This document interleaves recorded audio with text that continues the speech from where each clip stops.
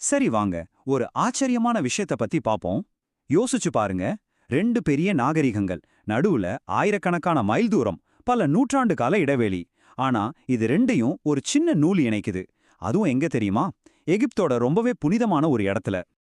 அப்போ என்ன விஷயம் பண்டைய தென்னிந்தியாவையும் எகிப்து மன்னர்களோட கல்லறைகளையும் ஒண்ணா இணைக்குது? இதுதான் இங்க இருக்கிற பெரிய மர்மம். பாருங்க, நம்ம வர்த்தகர்கள் கடல் கடந்து போனது எல்லாருக்கும் தெரியும். ஆனா பாரோக்கள், அதாவது எகிப்து மன்னர்கள் உறங்குற அந்த புனிதமான பள்ளத்தாக்குல, அதுவும் அவங்களோட கல்லறை சுவர்கள்ல தமிழ் பேர்களுக்கு என்ன வேலை?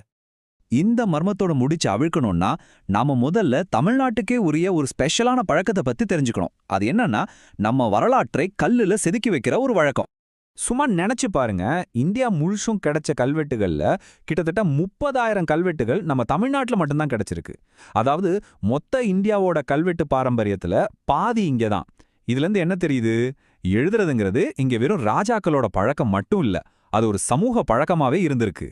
அதனால தான் நிபுணர்கள் என்ன சொல்றாங்கன்னா, தமிழ்நாட்டை இந்தியாவின் கல்வெட்டியல் தலைநகரம்னு சொல்றதுல எந்த தப்பும் இல்ல, ரொம்பவே சரியானதுன்னு சொல்றாங்க.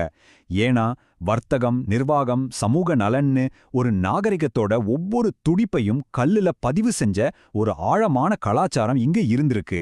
சொல்லப்போனா இத கற்சிற்ப இலக்கியம்னு கூட சொல்றாங்க. இதெல்லாம் வெறும் கிறுக்கல்கள் கிடையாதுங்க. இது கல்லுல பொறிக்கப்பட்ட ஒரு முழுமையான வாழ்க்கை ஆவணம்.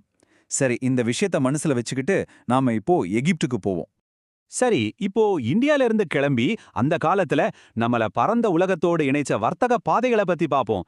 இந்த இணைப்பு தான் நம்ம கதைக்கு ஒரு முக்கியமான களம். பாருங்க, செங்கடல் பக்கத்துல இருக்கிற துறைமுகங்கள்ல தமிழ் வர்த்தகர்கள் இருந்தாங்கன்றதுக்கு ஆதாரம் நமக்கு முன்னாடியே கிடைச்சிருக்கு. அது ஓகே.